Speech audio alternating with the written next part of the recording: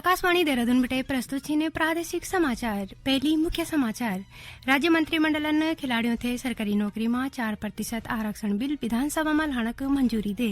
उपराष्ट्रपति जगदीप धनखड़ ने हमर संविधान हमर सम्मान अभियान की शुरुआत कार।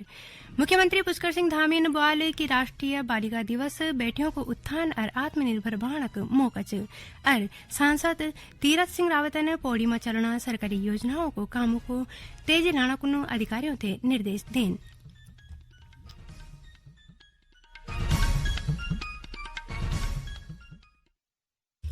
नमस्कार, समाचारों का दगड़ में अनीसा हुसैन और अब समाचार विस्तार से।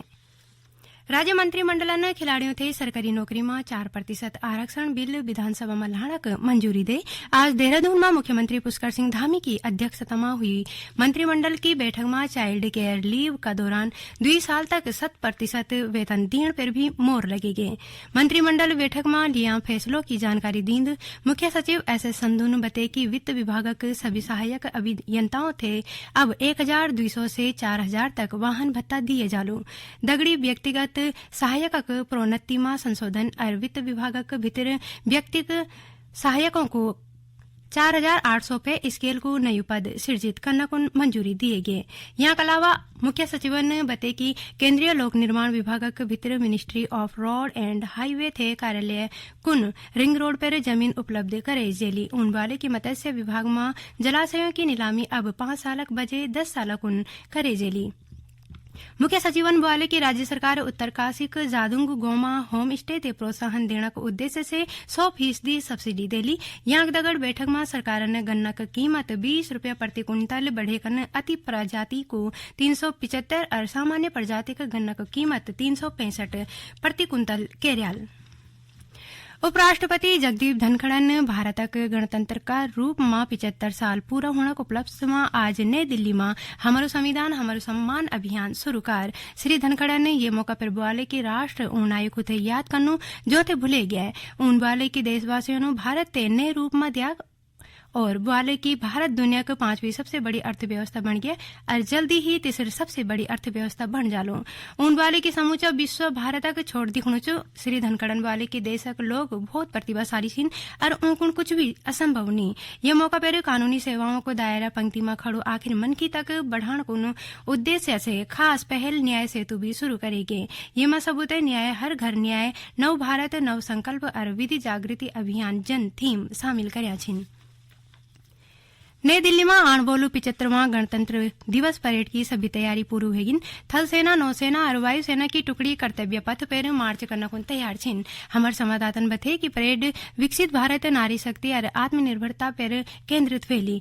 ये खास मौका पर भारत सरकार ने प्रधानमंत्री आवास योजना और महिला स्वयं सहायता समूह समेत होरी योजनाओं को लाभार्थियों ते 26 जनवरी को कर्तव्य पथ पर आयोजित होने वाली परेड पर विशेष तौर पर आमंत्रित कर्यू।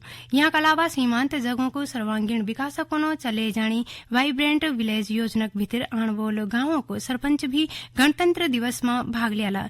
ई कड़ी में चमोली उत्तरकाशी और पिथौरागढ़ के 35 सरपंचों थे कर्तव्य पथ पर होने वाली परेड में शामिल होने का न्यूत मिलियो। यहाँ के अलावा यूं को जिलों को 23 उप सरपंचों थे भी कर्तव्य पथ पर आमंत्रित करेंगे। चमोली के नीति गांव के सरपंच हेमलता राणा गणतंत्र दिवस की परेड का आमंत्रण पर खासी उत्साहित छिन। ये आमंत्रण को उन और उनको परिवार ने भारत सरकार का आभार जताए।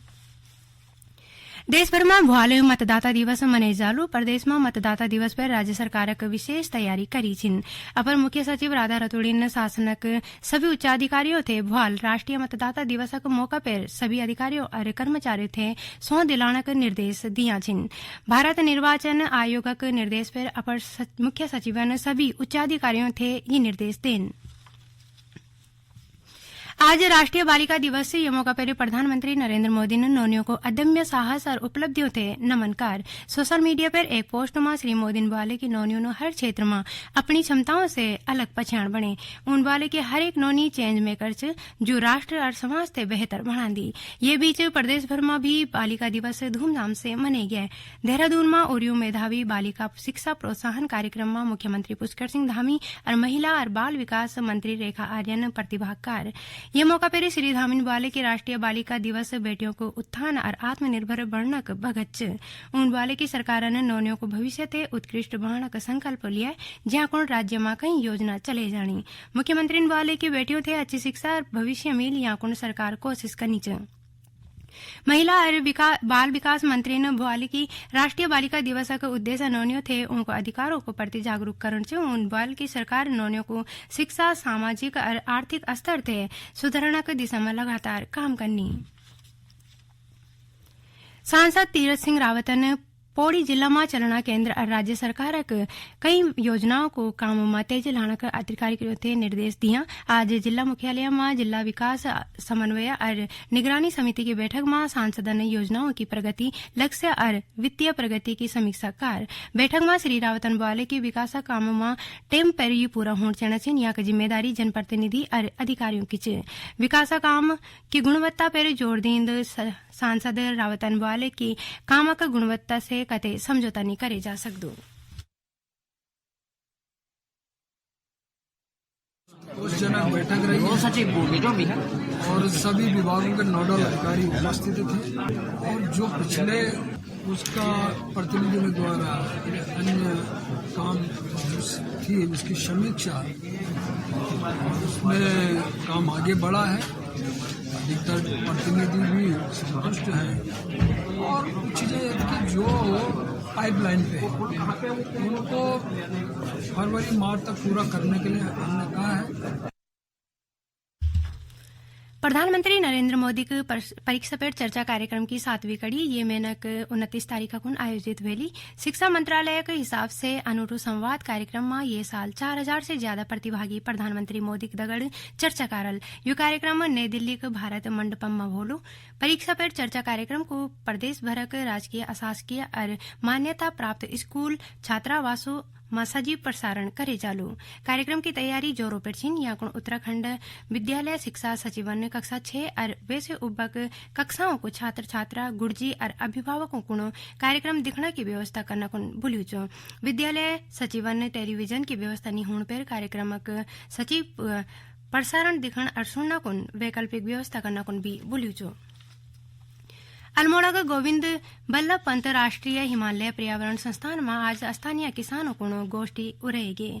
गोष्ठी में विभिन्न ग्रामीण तकनीकियों की सफलताओं और किसानों थे ये क्षेत्र में आणबोल कठिनाइयों पर संस्थान का वैज्ञानिक और शोधार्थियों को बीच गेरू मंथन करेगी। ये मौका पर यहाँ संस्थान के वैज्ञानिक डॉक्टर हर्षित पंत जुगरानन प्रतिभागियों थे संस्थान सामाजिक आर्थिक विकास केंद्र ने ग्रामीण क्षेत्रों में किसानों को करे जाना कामों की जानकारी दे।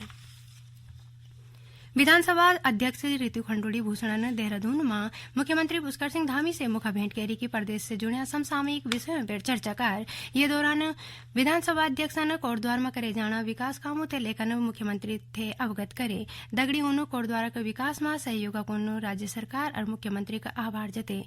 ये मौका पर श्रीमती भूषण बोले की राज्य को चौतरफा विकास होना। निर्वाचन आयोग ने अगले लोकसभा चुनाव थे दिखद राज्य में मतदाताओं की आखिरी मतदाता सूची जारी करी। राज्य में कुल 82,43,423 मतदाता छिन।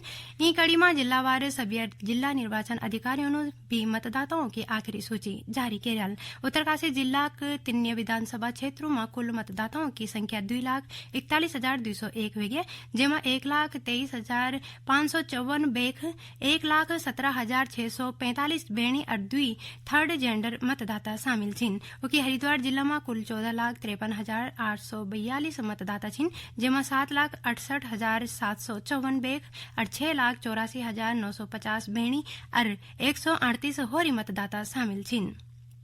ई बार जिला में 2,08,014 नए मतदाता पंजीकृत भेन।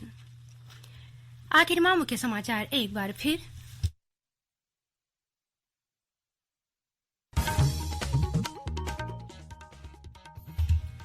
राज्य मंत्रिमंडल ने खिलाड़ियों थे सरकारी नौकरी में 4% आरक्षण बिल विधानसभा में लाने को मंजूरी दे। उपराष्ट्रपति जगदीप धनखड़ ने हमर संविधान हमर सम्मान अभियान शुरुआत कर। मुख्यमंत्री पुष्कर सिंह धामी बोले की राष्ट्रीय बालिका दिवस बेटियों को उत्थान और आत्मनिर्भर बनाने का मौका और सांसद तीरथ सिंह रावत ने पौड़ी में चलना सरकारी योजनाओं को काम में तेजी लाने के अधिकारियों से निर्देश देन। यहाँ की दगड़ गढ़ोली में प्रादेशिक समाचारों को ये बुलेटिन समाप्त होंदु। नमस्कार।